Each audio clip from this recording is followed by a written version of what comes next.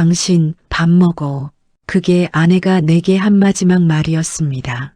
2018년 4월 15일 저녁, 평범한 월요일이었죠. 그날 이후 아내는 단 한마디도 하지 않았습니다. 싸운 것도 아니었어요. 다툰 적도 없었습니다. 그저 어느 날부터 말을 잃은 것처럼 아내는 침묵 속으로 들어갔습니다. 처음엔 곧 풀릴 거라 생각했어요. 오늘 좀 기분이 안 좋나 보다. 그렇게 생각하며 하루를 넘겼습니다. 하지만 이틀이 지나고 일주일이 지나고 한 달이 지나도 아내는 입을 열지 않았습니다. 고개를 끄덕이거나 손짓으로만 대답했죠. 밥은 차려줬어요. 빨래도 했고 집도 치웠습니다. 하지만 말은 단 한마디도 하지 않았습니다. 병원에 가자고 했어요. 아내는 고개를 저었습니다. 상담을 받아보자 했죠. 역시 거부했어요.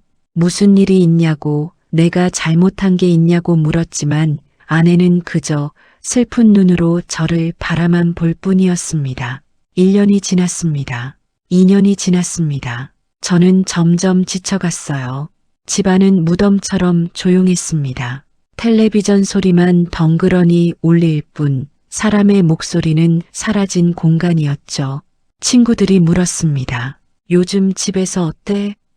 저는 웃으며 괜찮아라고 답했어요. 하지만 괜찮지 않았습니다. 혼자 밥 먹고, 혼자 TV 보고, 혼자 잠드는 삶. 아내와 한 집에 살면서도 저는 철저히 혼자였습니다. 3년째, 4년째 저는 화가 났습니다. 대체 왜 그러는 거야? 소리쳤지만 아내는 눈물만 흘렸어요. 말은 없었습니다. 저는 미안했지만 동시에 미쳐버린 것 같았습니다. 5년이 지났을 때 저는 폭이 비슷한 걸 느꼈어요. 이게 우리 인생인가 보다. 체념했습니다. 늙어가는 우리, 말 없는 부부.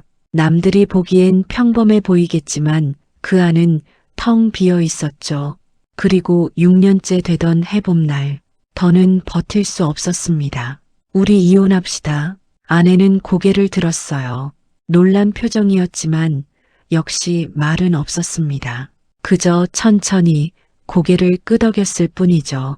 2024년 6월, 우리는 구청에 갔습니다. 서류를 작성하고 도장을 찍었어요. 그 순간까지도 아내는 단 한마디도 하지 않았습니다. 공무원이 이상하게 쳐다봤지만 저는 아무 설명도 하지 않았어요. 집에 돌아와 짐을 쌌습니다. 35회를 함께 산 집이었어요. 하지만 이젠 아무 의미 없었습니다. 아내는 거실에 앉아 제가 나가는 걸 지켜봤어요. 마지막까지도 말 한마디 없이. 문을 닫는 순간 뒤에서 울음소리가 들렸습니다. 아내였어요. 하지만 저는 돌아보지 않았습니다. 돌아본다 해도 어차피 말은 듣지 못할 테니까요. 그렇게 1년이 흘렀습니다. 2025년 7월 어느 날 밤, 비가 억수같이 쏟아지던 밤이었죠. 초인종이 울렸습니다. 문을 열었을 때 저는 숨이 멎는 줄 알았어요. 비에 흠뻑 젖은 아내가 서 있었습니다. 1년 사이에 아내는 무척 늙어 보였어요. 머리는 새하얗게 샜고 얼굴은 뼈만 남았더군요. 그리고 그때였습니다. 다 갚았어. 6년 만에 처음 듣는 아내의 목소리였습니다. 그 순간 제 안에서 무언가가 무너져 내렸습니다. 아내는 울면서 말했어요. 6년 동안 숨겨왔던 저를 지키기 위해 침묵해야 했던 그 진실을. 이후 밝혀진 사연은 35년 부부를 침묵 속에 가둔 잔인한 이유였습니다.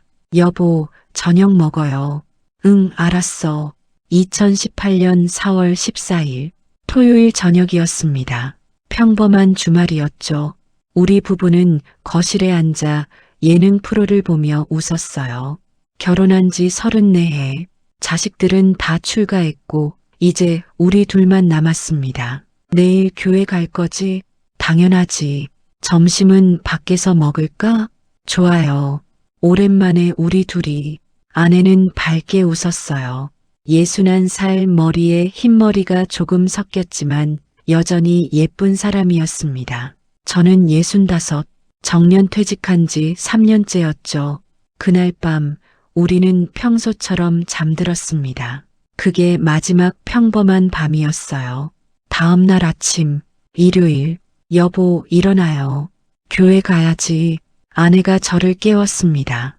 평소와 다를 바 없었어요. 우리는 씻고 옷 갈아입고 교회로 향했죠. 예배를 마치고 집에 돌아왔습니다. 시간은 오후 1시쯤이었어요. 점심 뭐 먹을까? 아내가 물었습니다. 밖에 나가자. 오랜만에 삼겹살 어때? 좋아요. 우리는 근처 고깃집으로 갔어요. 고기를 구우며 이런저런 이야기를 나눴습니다. 큰딸 이야기, 작은아들 이야기, 손주들 이야기도 했죠. 다음 주에 윤지 생일이네. 맞아. 선물 뭐 사줄까? 요즘 애들은 현금이 최고래. 하긴, 우리 때랑 다르지. 웃으며 밥을 먹었습니다. 그때까지만 해도 아무 문제 없었어요. 집에 돌아온 건 오후 3시쯤이었습니다. 나 좀 누워 있을게. 저는 소파에 누웠어요. 점심을 배불리 먹어서 졸렸거든요. 아내는 주방에서 설거지를 했습니다. 1시간쯤 잤을까요? 깨어보니 오후 4시였어요. 여보, 대답이 없었습니다. 여보, 어디 있어? 아내는 안방에 있었어요. 침대에 앉아서 핸드폰을 보고 있었죠. 뭐해? 아내가 고개를 들었습니다. 그리고 그냥 저를 쳐다봤어요. 대답은 없었습니다. 무슨 일 있어? 아내는 고개를 저었습니다. 말은 없었어요. 처음엔 농담인 줄 알았어요. 왜 그래? 말 좀 해봐. 아내는 쓴 미소를 지었습니다. 하지만 입은 열지 않았죠. 장난해? 기분 안 좋아? 아내가 천천히 고개를 끄덕였어요. 기분이 안 좋다는 뜻이겠죠. 왜? 무슨 일 있었어? 하지만 아내는 더 이상 반응하지 않았습니다. 그저 핸드폰만 내려다볼 뿐이었어요. 좀 이상했지만 크게 신경 쓰지 않았습니다. 좀 있으면 괜찮아지겠지. 그렇게 생각했어요. 저녁 시간이 됐습니다. 여보, 저녁 뭐 먹을까? 아내는 부엌으로 갔어요. 냉장고를 열고 재료를 꺼냈습니다. 하지만 말은 없었죠. 김치찌개 할 거야? 고개를 끄덕였어요. 그래, 그거 좋지. 아내는 묵묵히 요리를 했습니다. 저는 거실에 앉아 뉴스를 봤어요. 조금 찝찝했지만 곧 풀리겠지 싶었습니다. 저녁 7시 밥상이 차려졌어요. 자, 먹어.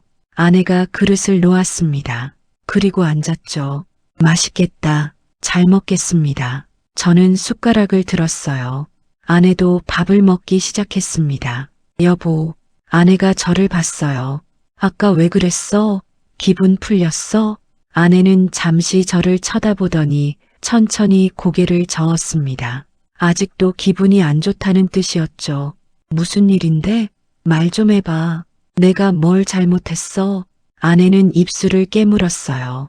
뭔가 말하려는 것 같았지만 결국 고개를 저었습니다. 아니야. 당신 잘못 없어. 그렇게 말할 줄 알았어요. 하지만 아내는 말하지 않았습니다. 그저 손을 내밀어 제 손을 잡았을 뿐이죠. 조용히 밥을 먹었습니다. 뭔가 답답했지만 다그치고 싶지 않았어요. 시간이 지나면 괜찮아질 거라 믿었습니다. 그날 밤, 먼저 잘게. 아내가 안방으로 들어갔어요. 저는 1시간쯤 더 TV를 보다가 들어갔습니다. 아내는 이미 잠든 것 같았어요. 저도 조용히 누웠죠. 잠들기 전 문득 생각했습니다. 내일은 괜찮아지겠지. 하지만 그건 착각이었어요. 다음 날 아침, 월요일, 여보, 일어나. 아내가 저를 깨웠습니다. 아침 식탁이 차려져 있었어요. 고마워. 잘 먹을게. 아내는 고개를 끄덕였습니다. 여전히 말은 없었어요. 아직도 기분이 안 좋은가? 여보, 오늘은 좀 어때? 아내가 저를 봤습니다. 그리고 미소를 지었죠. 하지만 말은 없었어요. 말 안 할 거야? 아내는 잠시 망설이더니 천천히 고개를 끄덕였습니다. 그제야 깨달았어요. 이건 단순히 기분이 안 좋은 게 아니라는 걸. 왜? 대체 무슨 일이야? 아내는 눈물을 글썽였습니다. 하지만 말은 하지 않았어요. 그저 고개를 저을 뿐이었죠. 병원 가자. 목에 문제가 생긴 거 아니야? 아내가 고개를 저었어요. 아니라는 뜻이었습니다. 그럼 대체 왜 말을 안 하는 거야? 제 목소리가 커졌어요. 아내는 움찔했습니다. 순간 후회했어요. 화내면 안 되는데. 미안해. 내가 너무 놀라서 여보, 제발 말 좀 해봐. 당신이 왜 그러는지 모르겠어. 아내는 종이를 꺼냈습니다. 그리고 펜으로 뭔가를 적었어요. 미안해. 조금만 기다려줘. 그게 전부였습니다. 조금이라니. 얼마나요? 하루? 일주일? 하지만 더 묻지 않았어요. 아내도 힘들어 보였으니까요. 그날부터 아내는 정말로 말을 하지 않았습니다. 고개 끄덕임, 손짓, 메모, 그렇게만 소통했죠. 일주일이 지났습니다. 여보, 이제 좀 말해줘. 나 미칠 것 같아. 아내는 또 메모를 했어요. 조금만 더. 2주가 지났습니다. 여보, 대체 언제까지 이럴 거야? 아내는 울면서 고개를 저었습니다. 1달이 지났습니다. 알았어. 더 이상 안 물을게. 하지만 힘들어. 아내는 제 손을 꼭 잡았습니다. 눈물이 뚝뚝 떨어졌어요. 그렇게 시간이 흘렀습니다. 아내는 여전히 집안일을 했어요. 밥도 해주고 빨래도 했죠. 하지만 말은 단 한마디도 하지 않았습니다. 병원에 가자고 했지만 거부했어요. 상담을 받아보자 했지만 역시 안 된다고 했죠. 저는 점점 지쳐갔습니다. 집안은 무덤처럼 조용했어요. 텔레비전 소리만 덩그러니 울릴 뿐 사람의 대화는 사라졌습니다. 가끔 친구들을 만났어요. 요즘 어떻게 지내? 뭐, 그냥 그렇지. 와이프는 잘 있고? 응, 잘 있어. 거짓말이었습니다. 잘 있지 않았어요. 우리는 무너지고 있었습니다. 밤마다 생각했어요. 내가 뭘 잘못한 걸까? 왜 아내는 말을 하지 않는 걸까? 이게 대체 뭔가? 하지만 답은 없었습니다. 6개월이 지났습니다. 1년이 지났습니다. 아내는 여전히 침묵했어요. 저는 천천히 포기하기 시작했습니다. 이게 우리 남은 인생인가 보다. 그렇게 생각하니 슬펐지만 동시에 담담해졌어요. 말 없는 부부, 그게 우리였습니다. 하지만 그 안에서 저는 매일 조금씩 무너지고 있었습니다.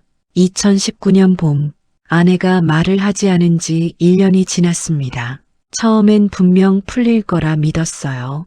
하지만 1년이 지나도록 아내는 단 한마디도 하지 않았습니다. 아빠, 엄마 왜 그래? 큰딸 수진이가 전화로 물었어요. 잘 모르겠어. 엄마도 말 안 하네. 병원은 갔어? 가자고 하면 싫다고 해. 그게 말이 돼? 뭔가 이상한데. 나도 모르겠어. 엄마가 싫다는데 어쩌겠니? 수진이는 주말에 집에 왔어요. 아내를 보더니 깜짝 놀랐죠.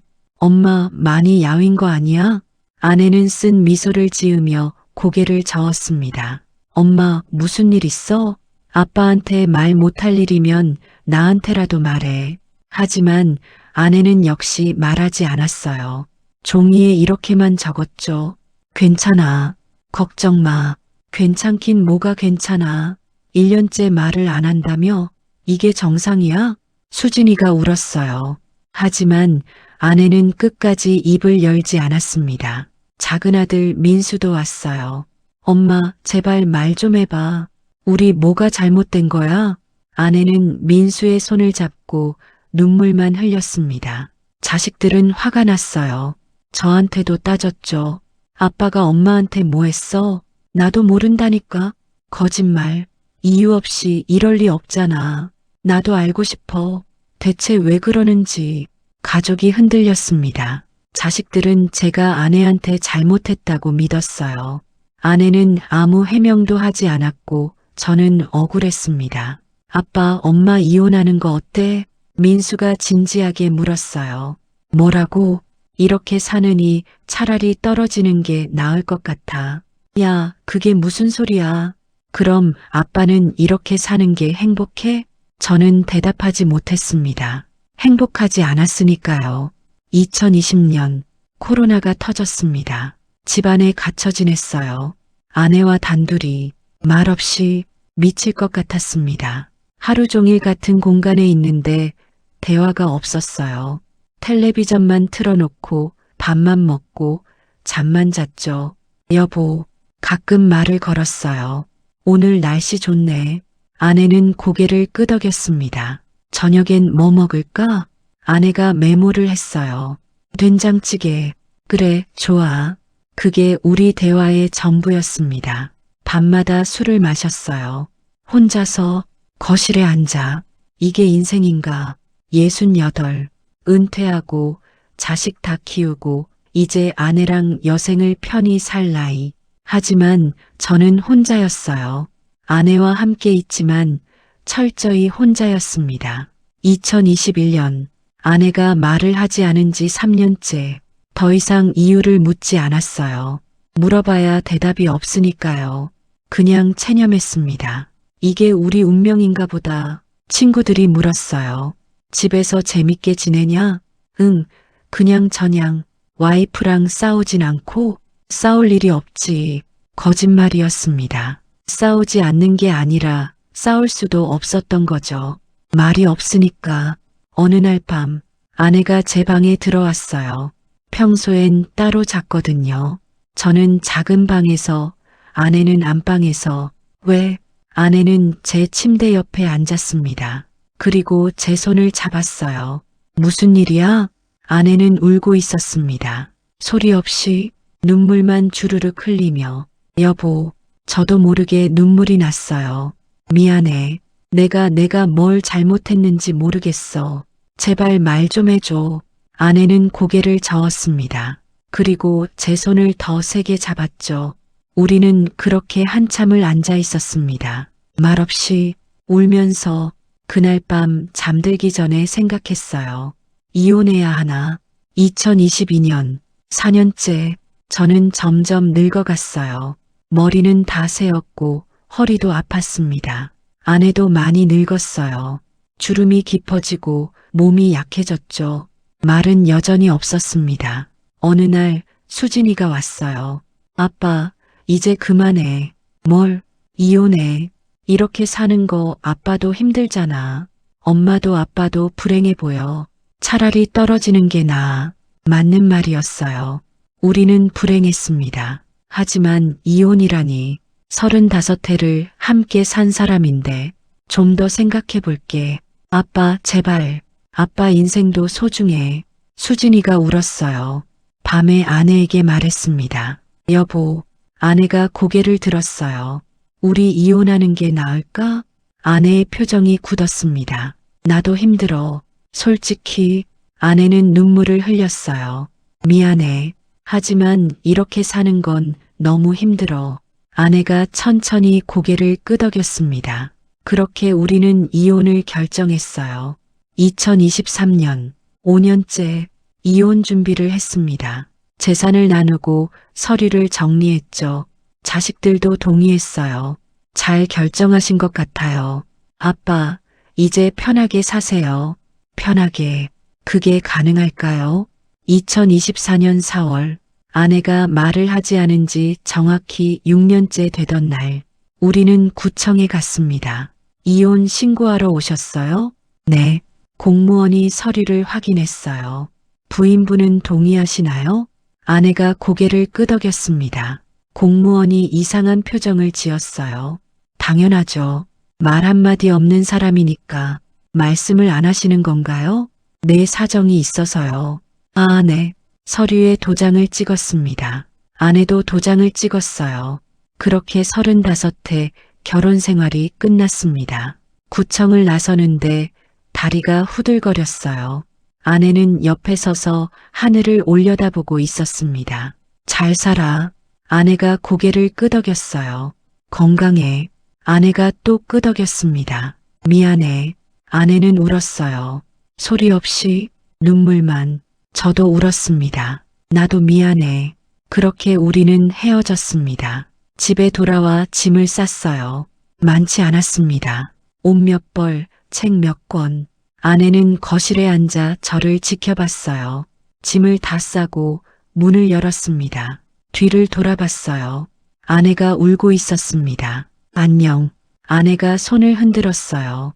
문을 닫았습니다. 복도를 걸어 나가는데 뒤에서 울음소리가 들렸어요.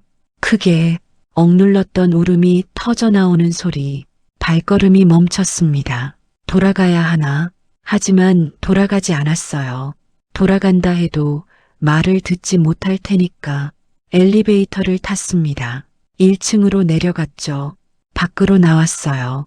하늘이 무척 맑았습니다. 그리고 1년 후 모든 진실이 밝혀집니다. 2025년 7월, 이혼한 지 1년하고 3개월이 지났습니다. 저는 작은 원룸에서 살았어요. 혼자, 말 그대로 혼자. 처음엔 자유로웠습니다. 눈치 볼 사람도 없고 조용한 집도 아니고, 하지만 금방 깨달았어요. 자유가 아니라 외로움이라는 걸. 아침에 일어나면 아무도 없었어요. 밥도 혼자 먹고 TV도 혼자 봤죠. 가끔 자식들이 연락했습니다. 아빠 잘 지내? 응, 잘 지내.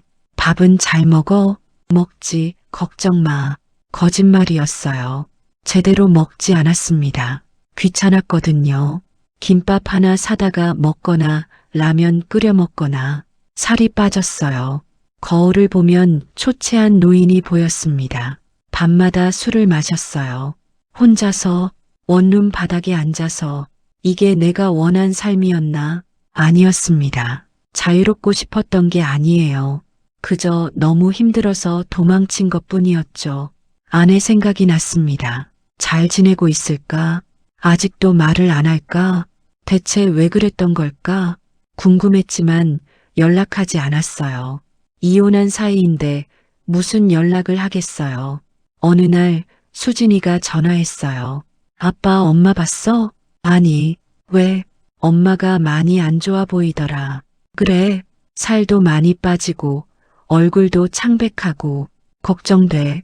병원은 갔대? 잘 모르겠어. 엄마가 말을 안 하니까 여전히 말을 하지 않는구나. 수진아, 엄마 좀 잘 챙겨줘. 응, 알았어.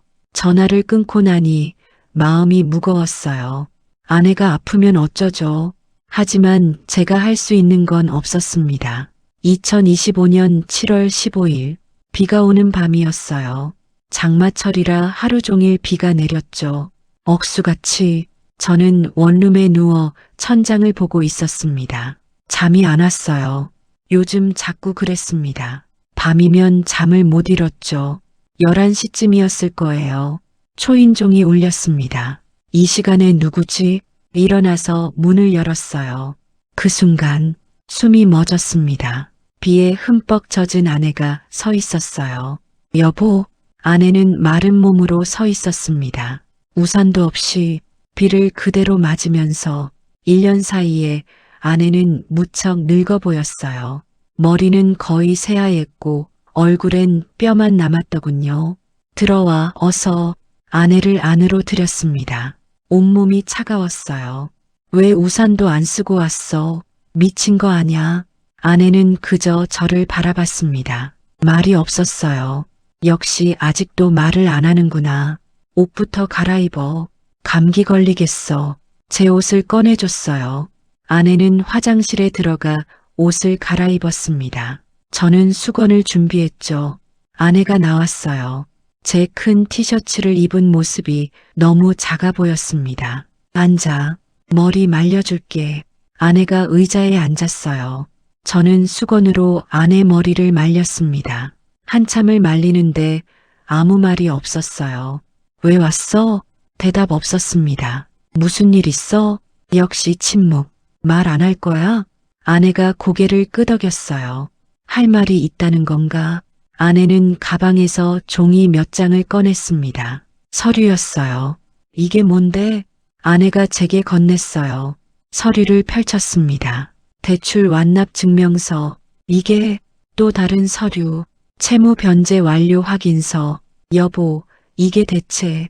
아내는 울고 있었습니다. 그리고 그때 입을 열었어요. 다 갚았어. 6년 만에 처음 듣는 목소리였습니다. 떨리고 쉰 목소리. 하지만 분명 아내의 목소리였어요. 뭐라고? 빚 다 갚았어. 제 눈에서 눈물이 쏟아졌습니다. 무슨 소리야, 무슨 빚? 아내가 말을 이었어요. 천천히, 조심스럽게. 당신 모르는 빚이었어. 내가 모르는 빚. 2018년 4월 14일. 내가 마지막으로 말한 날. 그날 밤 전화가 왔어. 사채업자한테. 사채? 민수가 사업하다가 빚을 졌어. 근데 못 갚았대. 민수, 우리 작은 아들. 민수가 보증을 섰는데 친구가 도망갔대. 그래서 민수한테 빚이 넘어왔어. 얼마나? 1억 2천. 숨이 막혔습니다. 사채업자들이 협박했어. 당장 안 갚으면 민수를 죽이겠다고. 그래서 내가 갚겠다고 했어. 대신 조건이 있었어. 아내가 울면서 말했어요. 당신한테 절대 말하지 말라고. 만약 말하면 민수한테 해코지 하겠다고. 세상에. 그리고 매달 이자를 갚으라고 했어. 200만 원씩. 200만 원? 못 갚으면 당신한테 말하겠다고. 그럼 당신도 위험해진다고. 저는 무너졌어요. 그래서 말을 안 한 거야? 응, 말하면 안 됐어. 당신 표정 보면 다 들킬 것 같았어. 그래서 6년 동안 매일 일했어. 청소, 설거지, 식당 일 뭐든 했어. 내가 전혀 몰랐잖아. 당신이 알면 안 됐어. 알면 당신도 끌려들 거니까. 아내가 손으로 얼굴을 가렸어요. 미안해. 정말 미안해. 저도 울었습니다. 왜 미안해? 내가 미안하지. 전혀 몰랐어. 말하고 싶었어. 매일 말하고 싶었어. 여보, 근데 말하면 당신이 위험해질까봐. 민수도 위험해질까봐. 그래서 혼자 다 감당한 거야? 응, 6년 동안. 혼자. 저는 아내를 안았습니다. 미안해. 미안해. 이제 다 끝났어. 빚 다 갚았어. 어떻게 갚았어? 일했어. 매일. 새벽부터 밤까지. 혼자서? 응. 당신 모르게. 나는 바보처럼 아무것도 몰랐네. 당신 잘못 아니야. 내가 숨긴 거니까. 우리는 한참을 울었습니다. 밤새도록. 이제 모든 진실이 드러납니다. 아내는 떨리는 목소리로 모든 걸 말했습니다. 2018년 4월 14일 밤. 우리가 교회에서 돌아와 점심을 먹고 제가 낮잠을 잔 그 오후 아내 핸드폰에 전화가 왔대요. 여보세요? 박영숙 씨 맞습니까? 낯선 남자 목소리였대요. 네, 그런데요. 아드님 김민수 씨 보증인이시죠? 네, 빚이 있습니다. 1억 2천만 원. 아내는 정신이 아찔했대요. 무슨 소리예요? 아드님이 친구 사업 보증 섰는데 친구가 도망갔습니다. 이제 아드님이 갚아야죠. 그게 저희는 몰랐는데요. 몰랐든 알았든 상관없어요. 법적으로 아드님 책임입니다. 민수한테 직접 말씀하시지 왜 저한테. 아드님은 돈이 없어요. 그래서 보증인인 어머니께 연락한 겁니다. 아내는 머리가 하얘졌대요. 지금 당장은 못 갚는데요. 그럼 이자라도 내세요. 매달 200만 원. 200만 원이요? 못 내시겠어요? 그럼 아드님한테 우리가 직접 가야겠네요. 잠깐만요. 듣고 계세요. 박영숙 씨, 우리는 합법 대부업체입니다. 하지만 돈 안 갚는 사람들한텐 가만히 있지 않아요. 특히 아드님은 점잖아요. 앞길이 창창한데 우리한테 찍히면 인생 끝입니다. 협박이었어요. 알겠습니다. 제가 갚겠습니다. 현명하시네요. 그럼 한 가지 조건 있습니다. 조건이요? 남편분한테 절대 말하지 마세요. 왜요? 말하면 남편분도 끌려들어요. 그럼 두 분 다 망하죠. 그리고 아드님한테도 말하지 마세요. 알면 도망갈 수도 있으니까. 그럼 전 어떻게 해? 혼자 해결하세요. 조용히 이자만 꼬박꼬박 내시면 아무 일 없습니다. 만약 남편한테 말하면요? 그럼 우리가 직접 남편분 찾아갑니다. 회사로든 집으로든. 아내는 전화를 끊었대요. 손이 떨렸대요. 1억 2천만 원, 매달 200만 원. 어떻게 갚지? 그날 밤 민수한테 전화했대요. 민수야. 응, 엄마. 왜? 너 혹시 빚 있니? 전화 너머로 민수가 당황하는 게 느껴졌대요. 왜 그래? 솔직히 말해봐. 엄마 미안해. 민수는 울었대요. 친구 사업 도와주려고 보증 섰는데 친구가 도망갔어. 얼마야? 1억 좀 넘어. 근데 엄마 걱정 마. 내가 해결할게. 어떻게? 이래서 갚을게. 시간 걸려도. 민수야. 엄마 정말 미안해. 아빠한테는 말하지 마. 아빠 알면 실망하실 거야. 민수는 울면서 전화를 끊었대요. 아내는 그날 밤 한숨도 못 잤대요. 어떻게 해야 하지? 남편한테 말해야 하나? 하지만 말하면 남편도 위험해진다고 했어. 민수도 위험하고. 다음날 아침 아내는 결정했대요. 혼자 해결하자. 남편은 모르게, 민수도 모르게. 내가 다 감당하자. 그래서 말을 멈췄대요. 말하면 들킬 것 같았거든요. 표정에 다 드러날 것 같아서 그날부터 아내는 일을 시작했대요. 새벽 5시에 일어나서 아파트 청소 일을 했어요. 7시에 집에 돌아와 제 아침을 차렸죠. 9시에 다시 나가서 식당에서 설거지를 했대요. 오후 2시까지, 그리고 오후 3시부터 저녁 8시까지 또 다른 식당에서 일했어요. 밤 9시에 집에 돌아왔죠. 저는 전혀 몰랐습니다. 여보, 어디 갔다 왔어? 아내는 고개만 끄덕였어요. 산책 다녀왔나 보다. 그렇게 생각했죠. 하지만 아내는 매일 일했던 거예요. 혼자서, 몰래. 월급은 다 모았대요. 한 달에 250만 원 정도 벌었대요. 거기서 200만 원은 이자로 냈고 나머지 50만 원은 원금 갚는 데 썼죠. 하지만 1억 2천을 50만 원씩 갚으려면 20년이 걸렸어요. 그래도 아내는 포기하지 않았대요. 언젠가 다 갚을 수 있어. 그때까지만 참자. 하지만 힘들었대요. 몸도 마음도. 말을 하고 싶었대요. 여보, 사실은 말이야. 하지만 참았어요. 말하면 제가 위험해질까봐. 1년이 지났어요. 저는 아내에게 왜 말을 안 하냐고 물었죠. 아내는 울고 싶었대요. 말하고 싶어. 너무 말하고 싶어. 하지만 안 돼. 참아야 해. 2년이 지났어요. 자식들이 물었어요. 엄마, 왜 그래? 아내는 대답할 수 없었죠. 3년이 지났어요. 저는 화를 냈어요. 대체 왜 그러는 거야? 아내는 무너지고 싶었대요. 미안해. 정말 미안해. 하지만 버텼어요. 4년이 지났어요. 몸이 너무 아팠대요. 새벽부터 밤까지 일하니까 무릎도 아프고 허리도 아팠죠. 하지만 쉴 수 없었어요. 쉬면 돈을 못 버니까. 5년이 지났어요. 저는 이혼을 말했어요. 아내는 가슴이 찢어졌대요. 당신 때문에 이렇게 사는 건데, 당신을 지키려고 침묵하는 건데, 하지만 어쩔 수 없었죠. 이혼하는 게 낫다고 생각했대요. 적어도 당신은 자유로워질 수 있잖아. 6년이 지났어요. 우리는 이혼했죠. 아내는 혼자 남았어요. 하지만 일은 계속했대요. 더 열심히, 더 많이, 그리고 마침내 2025년 7월 마지막 원금을 갚았대요. 다 갚았습니다. 확인했습니다. 수고하셨어요. 그 순간 아내는 무너졌대요. 끝났다. 드디어 끝났다. 그리고 저를 찾아왔던 거예요. 비 오는 밤에 말하기 위해서 미안해. 당신을 지키려고 그랬어.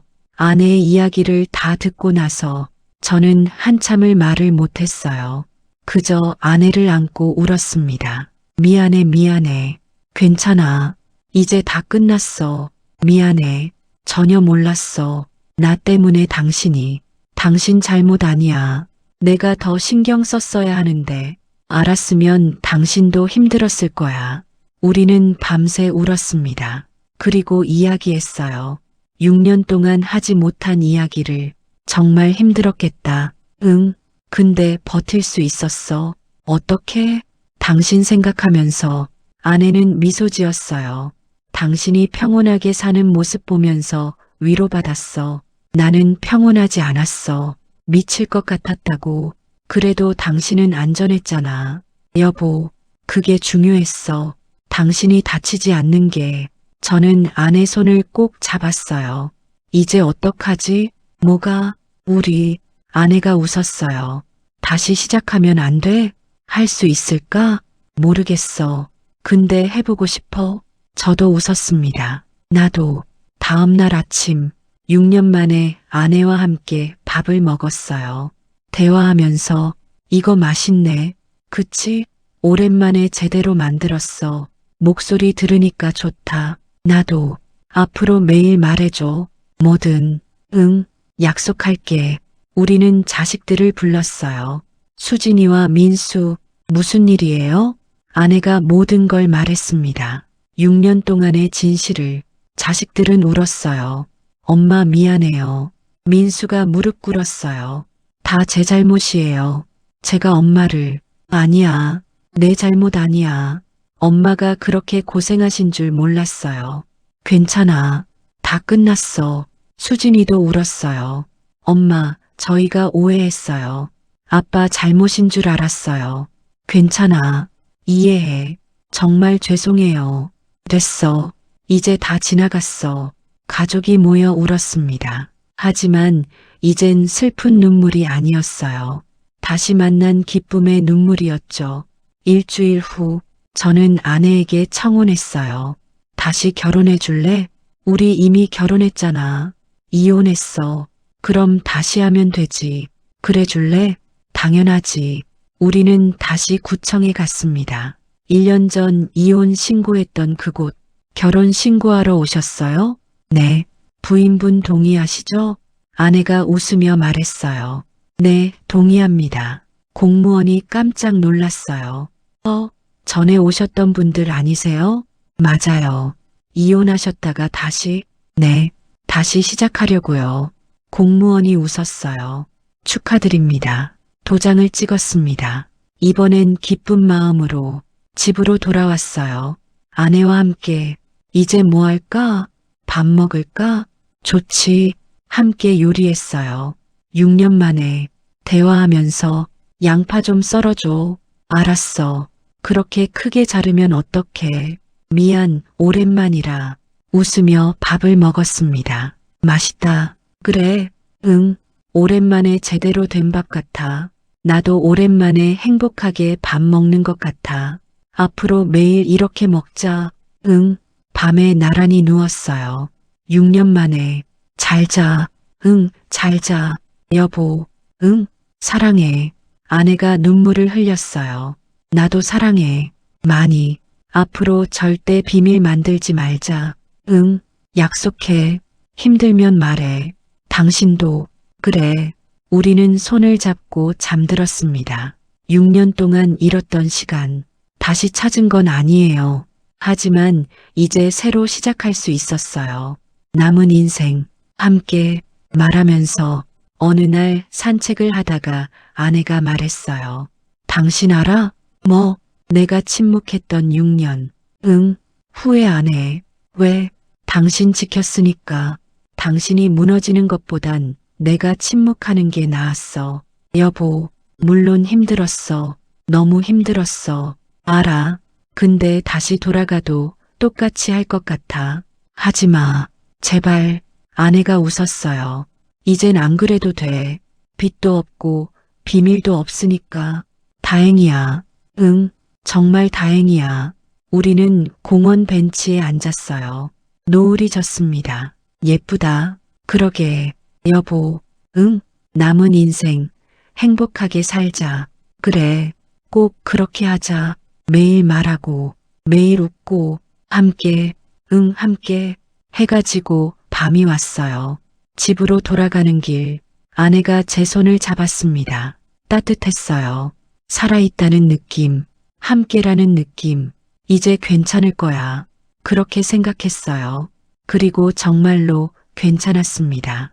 6년 동안의 침묵, 그 이유는 사랑이었어요. 서툴고 아프고 잘못된 방법이었지만 그래도 사랑이었습니다. 때로는 침묵이 사랑의 언어가 되기도 합니다. 하지만 진짜 사랑은 결국 말로 전해져야 합니다. 당신 곁에 있는 사람에게 오늘 꼭 말하세요. 사랑한다고, 고맙다고, 함께여서 행복하다고,